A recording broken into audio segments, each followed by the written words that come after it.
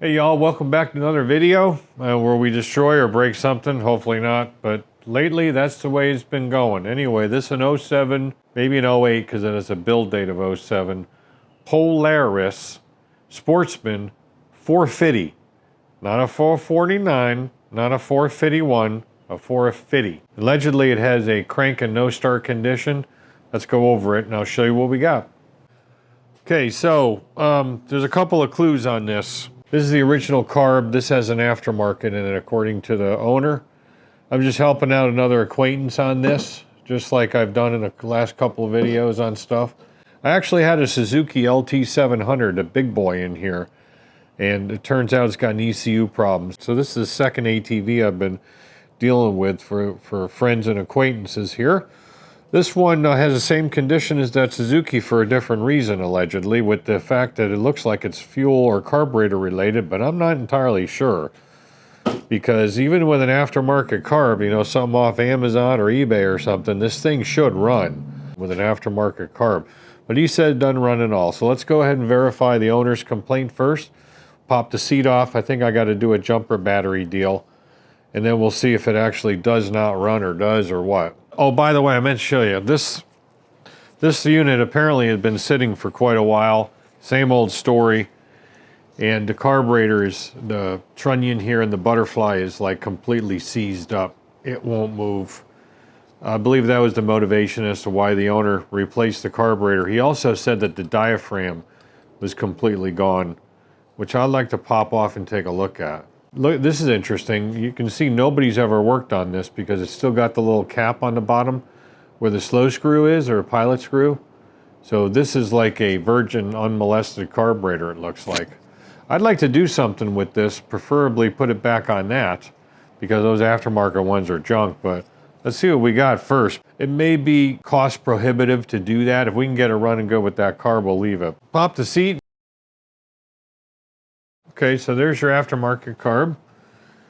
This has allegedly a vacuum fuel pump on it. And I've worked on these Polarises before, but it's been a long time. It's been a number of years, 3-4 years. Normally I get the Honda Ranchers and things like that, Kawasaki Prairies. So that's suspect if it doesn't fire at all, because maybe it's got that hooked up wrong or it's no good.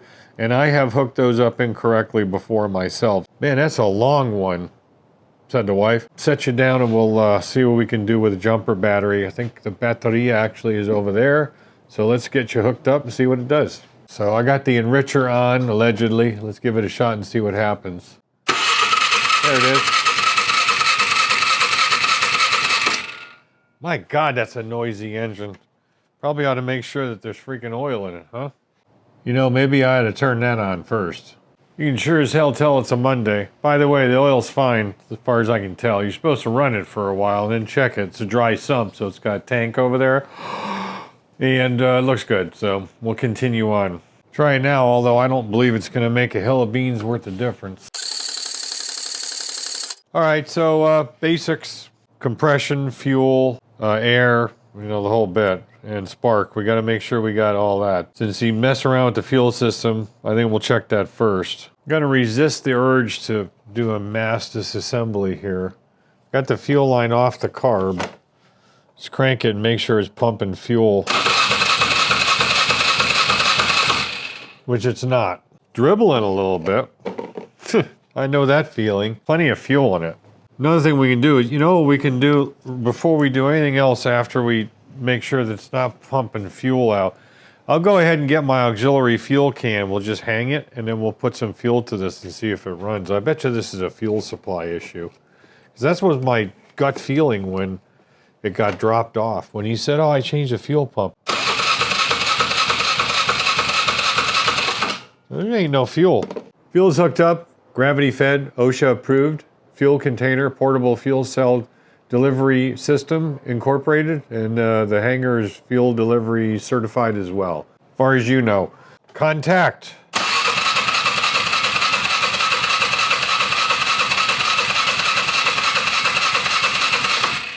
There's fuel in my can. That would make a good country song. Wow, there's something going on here. Yeah, there's something weird here. See that towel down in there? You can barely see it, but there's a drain for the float bowl. See if I can get my scrawl driver up in here and point it to you. The fuel line nipple's in the way, but I got that thing open with the fuel on, and I got nothing coming out. And this is my auxiliary fuel can, and it's got fuel in it. Got plenty of fuel in it. So there's something going on in that aftermarket carb.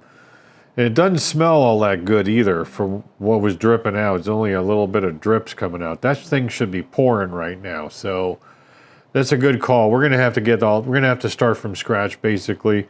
Okay, so that means we're just gonna pull a carb. Well, there's fuel in this sucker. Not much, but made out of peanut butter aluminum. Get off of there. Well, it's not the cleanest thing on the planet. Oh, I see why. Yeah, look at this.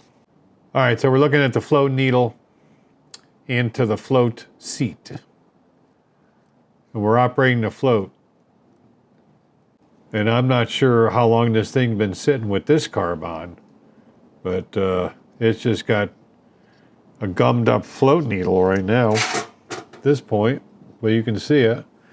It'll be easier when I take the actual float out if I can kind of squeeze it around or move it around the float needle and leave it stuck in there and show you, because that's got a little clip on it. So I don't want to try to, I'm going to try to get it off without disturbing it if possible. Yeah, there we go. So, yeah, it looks kind of shitty anyway, but you can see that it's not loose. Let's put some tension on it. Oh, it's stuck. Yeah, so there's the main problem. We're just not getting any fuel. Now, why a brand new carb? I don't know how long this thing's been in there. I think he said he'd put this in, but anyway, we'll go ahead and hit it with a little brake clean. See if we can get it to loosen up, which I'm sure we will. That one's stuck. Okay. A little gummy. Likewise. Here, you know, this is the quandary. He said that he tried, I think I got this right. He said he tried putting the diaphragm from this carb into this one and using it. I don't know if you noticed if the butterfly, the butterfly was frozen at that point. You know, it's always best to use the Mikuni or the Keihin, depending on the application, as opposed to this junk. I mean, Chinese crap. So I would really like to do that. Not sure if that's something we can do. We might be able to rob parts off of one to go in the other one, but what we'll do first is let's pull the cover off here and see what the diaphragm looks like.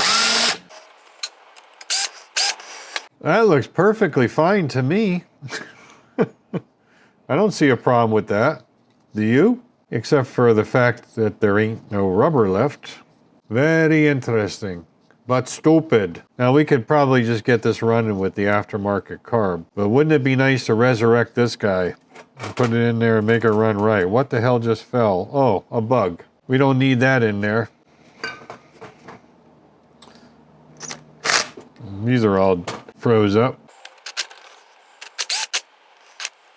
I want to take this one apart. I want to look at it. I put the Chinesium job out of the way so it doesn't get damaged, being it's made out of peanut butter. Try to get these out. A little schmack. They're pretty stuck. And there we go. That's one. Get this sucker out of the way. And we got that one. Go back to this guy.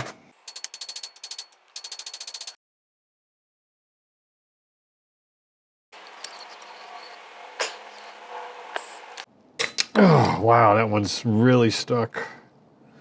All right, I'm gonna get this one out off camera. It's just gonna take a little bit of heating and beating.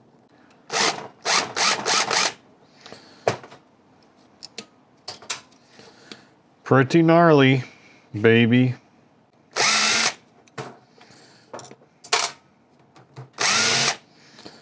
This one's probably pristine. Actually, it's not terrible. Sometimes they're really not that bad. They're just froze up. And this one, the flow valve is actually loose. I mean, it's actually moving somewhat. Yeah, this ain't too terribly bad now. I'm looking down inside where that slow jet is, and that's kind of screwed up because somebody's been in there at some point. Yeah, you see that? That may not come out too terribly easily. Yeah, that jet is pretty much scrap. But this one may be too gone to justify that for purposes of the objective of getting it running. I don't know how well it's going to run with the aftermarket carb, though.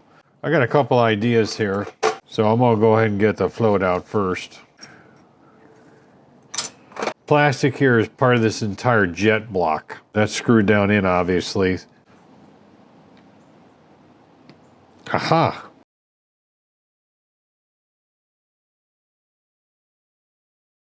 Yeah, they didn't want them coming out. They got some blue Loctite on them. I can't remember if I've ever done this before. I probably have. I remember replacing one of these jet blocks once on somebody's ATV. I think the carb was fine, and somehow it got broken over time or cracked or something. I think it had a crack in it. I'm trying to remember what that was. That was easy. Probably should have noted what orientation it was, though, don't you think? There's a hole right there. Well, that would go toward the intake. We know that. That would have to go toward the intake, that hole right there. Because there's a port for it right there. It's a blocked off port, but they blocked it off for drilling. So essentially we know that that hole has got to go right there because you got a port right there. I think I remember now, it was a Polaris ATV like this one with a similar carb, if not the same. And that bottom end of the jet block that holds the main jet, I think somebody had snapped it or cracked it, you know, tightening or loosening the main jet. And that was the problem. And the carb otherwise was in really good shape. So I just ordered a jet block and replaced it, and then got the thing running again. But this is called a plate in the parts fish. And, you know, that's original. And it holds the seat for the float down.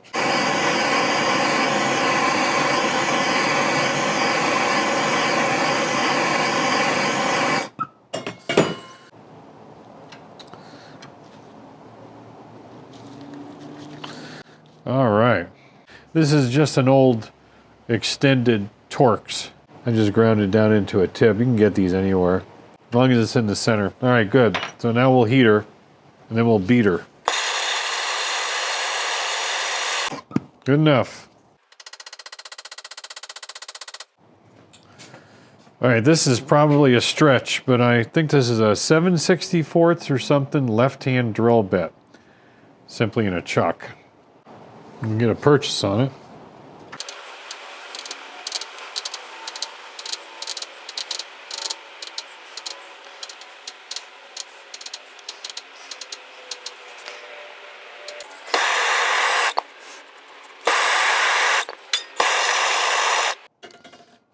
Fire in a hole.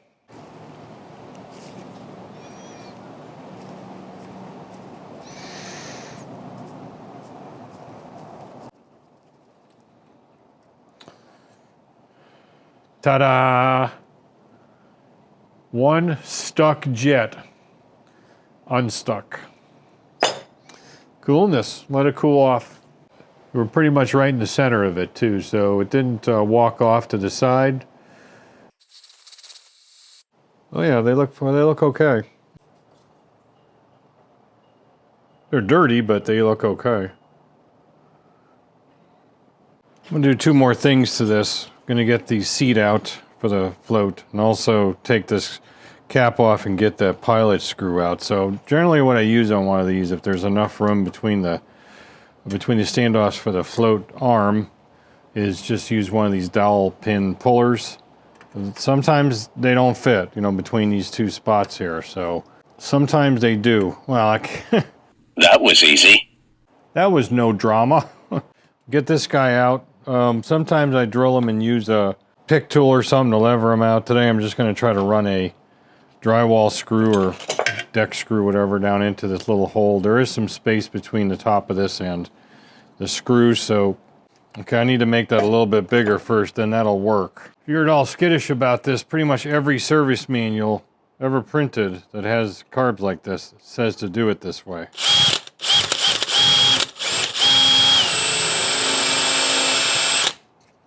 Except with a sharp drill bit. Should get a purchase on it now, get a bite. Yeah.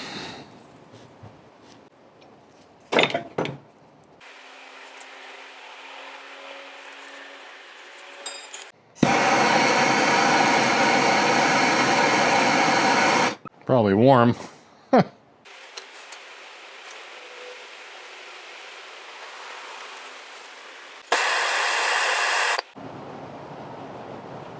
Well, that's a tough one. Jeez. That one is super tough. Well, we're gonna have to drill out bigger and just take out the remnants. He's pain in the butt. Wow. Jeez. Try a somewhat bigger screw. Yeah, well, she's coming one way or another. Usually they are much easier than this. Well, I'm gonna have to go bigger. Totally through asking this thing.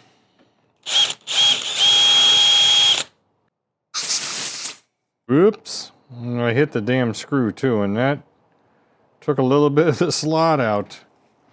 You fart knocker, you. Okay, well, that's not a total lost cause. We gotta get the rest of this out though and get some more room. I'm just gonna do it off camera. Boy, that one was stuck. Now I gotta figure out how to get that out. It shouldn't be too hard to do, so we'll do the same thing we did with the jet and just use this left-handed bit. As long as it's not really seized. And we've heated it up a few times here, so I would think that we'd be able to get it.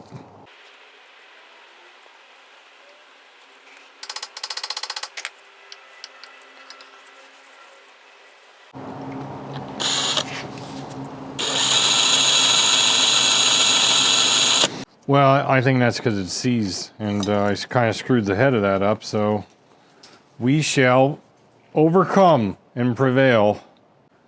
Okay, I went down with a smaller left-hand drill bit just to get a little hole, so this bit has a little bit more to get a little more surface area to get a purchase on.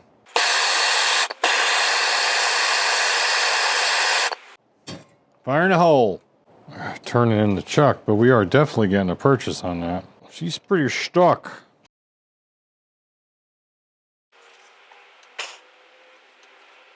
Oh, wow. Oh boy, that is really stuck in there. All right, let me work on this one off camera and see what we can do. Well, I was certain that wasn't going to come out with the regular screwdriver slots, and there's no question. We'd have been doing this anyway. Nope, that is really frozen. I'm getting a seriously good purchase on it. I don't think I've ever seen one that stuck before. I hate to say it, but we may end up losing this battle. Alright, now it's got my dander up. It's made me mad. So we're going to take care of this, hopefully. I'm going to establish a new flat on the top of what I've already drilled into, because now it's all gnarled up.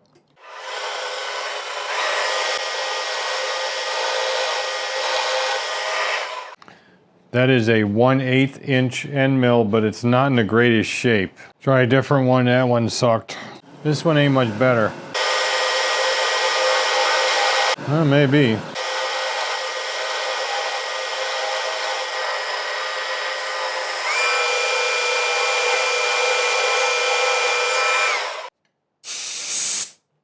I'm centered up on this best I can get using that hole, and it's level based on the surface of the float bowl, because that's not parallel with the top edge. I can't just put it down flat like that valve carb. This is a left-hand drill bit of, I don't know, some relatively small size, but you know what? Let me look at one thing here really quick. I believe this is what's probably in there, something just like this one. This shank is much larger than this drill, about by twice. This is close to 1/8 of an inch, and that's like 60th or 16th. I don't remember what that is in metric. If I can go right down the center of it with a left-hand drill bit, because I'm pretty sure it's this part that's all stuck this shaft shank part, and that, not necessarily the threads. I'm pretty sure that body of that thing is just stuck in there, you know, corroded in. Yeah, I tried looking up the OEM one, and of course they don't show it on Partzilla or any Parts Fish because they don't want you messing with that. But I found an aftermarket kit. It looks the same as that except shorter. So I'm just going to peck at this and going in reverse, of course, and see what we can do.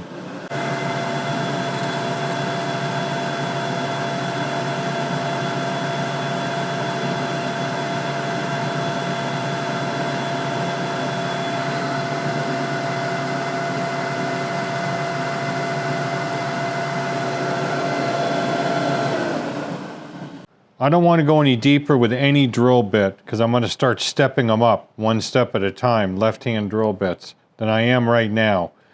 So I'm going to get a reference with this drill bit. I've already moved it over to the edge, and we'll keep it there and just zero the Z. And then what we'll do is when we put in the next drill bit, we will zero this up on the same spot. But before we do that, we're going to come back over here to zero on the X. And we are going to see what this is on the Z when it goes down to where my maximum depth is. And that is 650 thou. So that's a good round number. So that's what we're going to do as a reference to make sure we don't go too deep with each drill bit. So you just leave the next drill bit loose in the chuck like this. And then just push the drill bit in. Watch the DRO till it hits 0.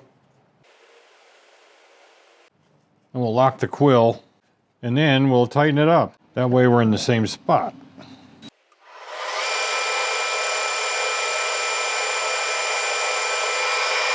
I'm not going to film each one of these attempts. I'll just come back when it's appropriate.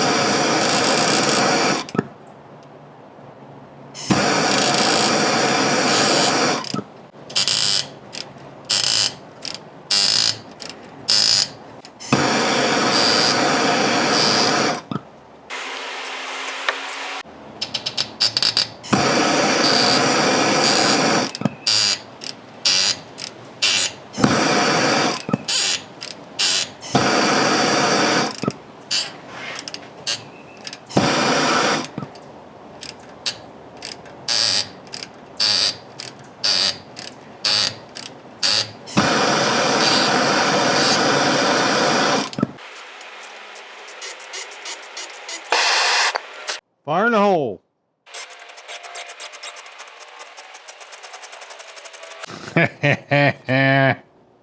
Just about melted the stinking car body, but I think we got it.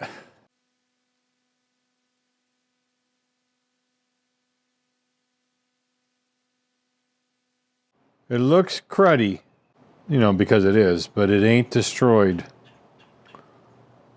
See all that rust and shit down in there? But the threads are intact. Now I can prove that out by putting another fuel screw in, because now I know what, you know, pilot screw, I know what size it is as far as the length goes. And if I have one that's the right threads, we'll try that. I just hate losing, man. I hate it. I hate having to say I can't do it. A little bit more persistence and a crap load more heat got her out, but coring that thing out was definitely the way to go, and the only way to do that accurately is in a machine tool of some sort.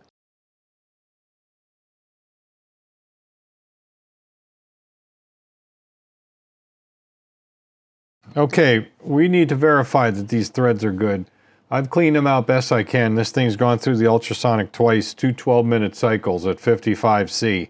I'm pretty sure that this pilot screw, this fuel screw right here, is the same threads and the same diameter. I'm going to put some oil on it. So far that feels pretty good. Yeah, it is threading in. So it should stop, which it does. I don't want to jam it up. I don't want to break off that tip in there. So this thing does go down no problem. So we can be reasonably assured now that this hole is going to be okay for a proper fuel screw. So as far as the throttle shaft goes, I've got it working somewhat, but I think I'm going to end up having to pull it. Maybe. I might be able to get some penetrating oil in there and work it in. On this particular one, as opposed to other ones, you got to pop this cap off, and there's, according to the parts fish at least, there is a C-clip or circlip, spring clip, on the other end of this shaft, besides taking the butterfly out. I'm going to try to avoid that as much as I can. I'm going to set the body aside right now and take a look at the diaphragm slide. I got a couple of ideas on this. So this rubber sandwiches between this disc on the top and then the main aluminum body of the slide itself. And you can see that that's done through some pokies that stick through and then melt over. So I'm going to melt them back and get this cap off, and I'll show you what I got in mind that might work.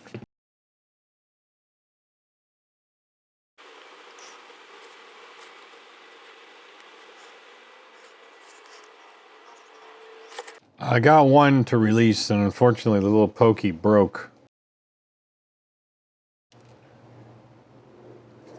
So that's the remnants of the actual diaphragm itself. We're going to get that out of the way. I have some diaphragms laying around. This is a Suzuki part number for this guy here. I've actually got 4 of these. Unfortunately, the hole inside of it's too big for this. If you go on JBM Industries, he does aftermarket custom diaphragms like this for a number of bikes. Now, I'm going to use this terminology because it's easier to understand. He calls this a tire. In other words, the diaphragm's a tire, and the inside diameter of the tire is specified on his how to measure page, and then of course the outside diameter is as well. Now I had this laying around. This is an old KZ1000, but a J motor. I forgot to turn the mic on. Sorry about that. But all I'm doing is harvesting that diaphragm from this slide. This is an orphan. This is not a set of 4. It was just one I had laying around. So if I was ever to need another set of 4, I would simply order them. But this is an OEM carburetor slide for a KZ1000J. Obviously, the earlier KZs had round slides. When the J motor came out, of course, those were CV carbs. The S34 is very similar to, if not exactly, to the XS11s. I measured this up before and said, you know, the outside diameter of this diaphragm would be perfect, and plus it's got a little prominence in it like this has on this casting here.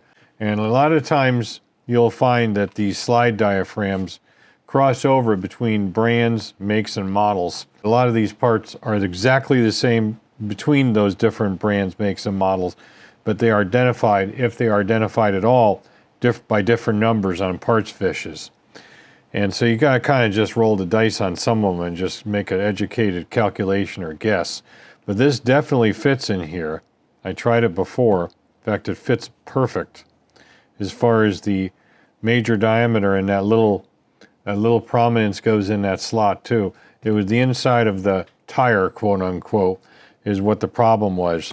So I looked on JBM's website, and it lists the KZ1000 and the 1100s, which are the BS34 carbs. They both take the BS34s. There's a 25 mil ID on the tire, and of course that's around 1 inch. And that's exactly what this inside measures up to. It's 1.025. So 25 mils. So what this is going to do for us is, and I think this part's thin enough as well, whereas on the Suzuki carb it's twice as thick. We can put this in like this, and it'll go around there pretty good. And then I think it'll drop down in the appropriate spot and kind of center itself. And I think we'll be able to rebuild this slide this way. And then make sure it's clocked properly. Now, as far as clocking goes, this was probably taken in and out a few times by the owner. But according to the aftermarket carb, if you look down the intake side, this side of the carb, these rivets are facing that side. So we'll clock it where that's the case, and this guy lines up properly, this little prominence, if we can get this to work. It's not exactly the right size, but it's damn close.